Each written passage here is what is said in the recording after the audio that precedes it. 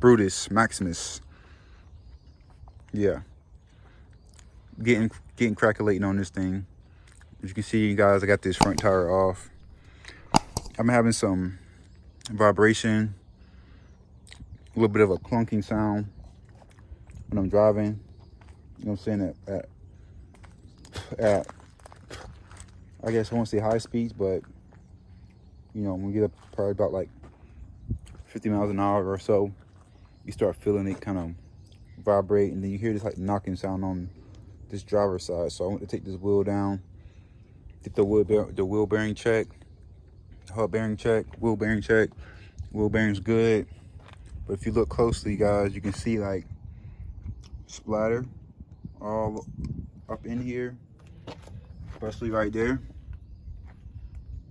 So I'm thinking, you know, with this boot being busted, slinging all this oil and grease, see it split right there, and it's also split here pretty good. So my assumption is that I got a bad CV axle. Also, what I noticed, which I've already rotated the tire, so this isn't the tire that originally came off on this side. I've actually put it further on back here. We've rotated the tires already, which is why I got the truck all the way jacked up. That was a mission in itself. I already went through bending this jack here, trying to jack it up initially. It bent it, so that wasn't gonna work. So I ended up having to use the heavy duty air jack and jack stands, as you guys can see, to get this thing hoisted up and supported. So that was fun, but we got it jacked up, needless to say. But this is the tire that came off the driver's side. If you look closely, it's kind of like really worn on this shoulder compared to this shoulder. So the wheel was kind of like leaning. I'm thinking that's also due to that CV axle. The hub bearings are good. For the most part, the suspension appears to be fine. So I'm gonna rotate the tires, which I've already done, and replace this CV axle and see what difference that makes. So this is me just trying to diagnose it and fix the issue. With Brutus, hopefully that solves our issue with that. So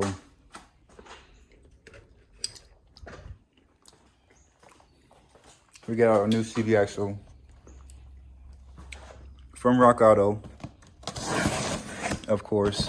Got it for about 150 bucks with shipping and all.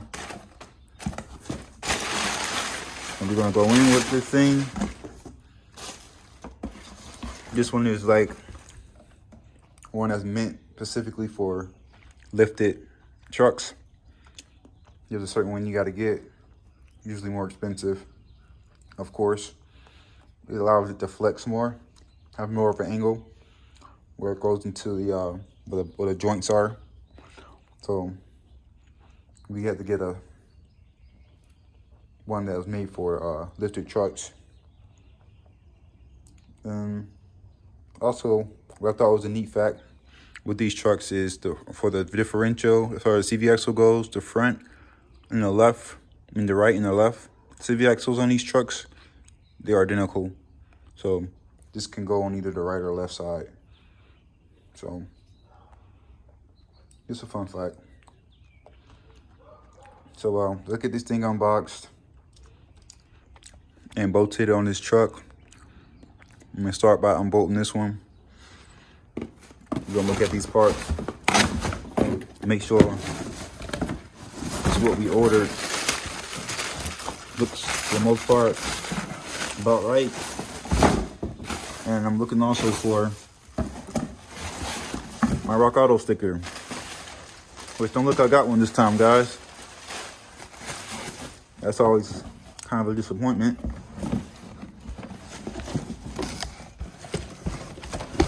And they literally didn't put one in here this time, but oh well. At least we got the right part. At least it looks like that anyway. Let's go ahead and get this thing put on, y'all. Stop messing around. All right, gang. So we are right here at it, about to get crack-a-lacking on the CV axle. So we're gonna start disassembling this thing. We're gonna take off this caliper and caliper bracket from here. So there's 2 bolts that hold it in. I'm gonna take it all, the whole assembly together all at once. And there's 2 nuts there, which look like they're going to be a 21 millimeter, one here, and then one on the back side of here. See where this socket is? Right there in place. So we're gonna bust those 2 loose, and then the other one here. Right there, guys. So then that should be able to allow us to take off this whole entire caliper bracket. Then we can then squeeze our pads in while we're there, so that when we go back on, it'll just slide back on all together. And put our 2 bolts in. I'm gonna take off the axle nut, which is a 35 millimeter socket. Fits right on there. Bust that off. This one here as well. So nut at the bottom. This is a tie rod. So we're gonna bust this thing off. And then we got our ball joint separator tool. You can get straight from AutoZone. This is the exact one that they sell, AutoZone. There's the part number for it. That tool there. And we're gonna put it on there, like so. Fixate that on there. And then this right here is gonna close and push the ball joint through by tightening up on this nut here. So you set it up like that, get a square on there, run it in, and it's gonna put pressure until it pretty much pops it out like that. So that's what we'll be doing with that tool. Then that'll allow us to swing this whole arm. We'll take the rotor off as well. And then we'll be able to slide this shaft out. As you can see, this is what the new one looks like. We'll slide it out of there. That's what it looks like. These are spawned in there here. So, and then we gotta take off these nuts here, which I'm not really sure what those are just yet. We can find out here in just a second. If I had to guess, it'd probably be what, like a 17, or I think it's a 17. Let's try 16. I felt a little loose. Yeah, so 17 millimeter. Probably want to get yourself like a swivel socket so that you can kind of get in there and flex, especially if you're using an impact gun, which is what I'm going to be using. My trusty dusty Milwaukee M18 fuel impact gun. Should essentially get all this off with no problem. And we'll just get those off like that. So that's pretty much the pregame for getting this job done, guys. So let's dive in.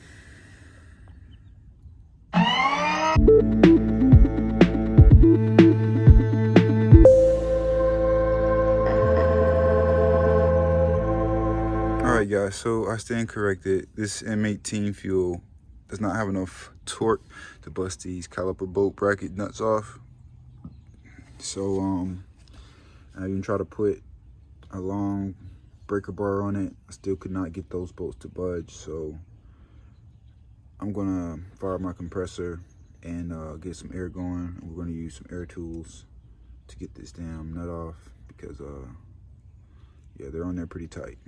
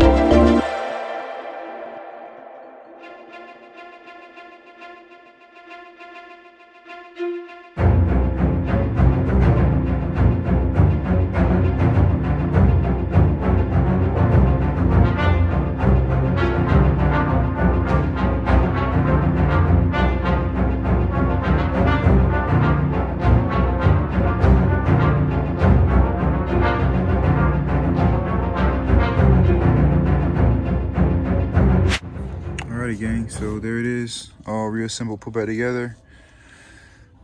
Wasn't too bad, wasn't too painful.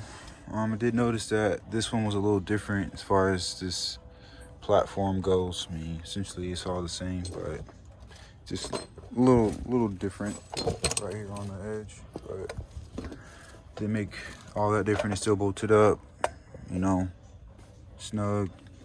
So we good to go. We're gonna put the wheel back on, see what that feels like. Trying to wrap it up here, get my tools up because it's starting to rain. So let's go ahead and pack it up and wrap it up, y'all. It's a done deal as far as this axle goes. I guess we will probably end up picking up after we get cleaned up and everything. We're gonna head on in the inside, maybe see about putting some new door speakers in. You know what I'm saying? The stereo. So we working bit by bit, slowly but surely. Trying to take advantage of some of this downtime, you know.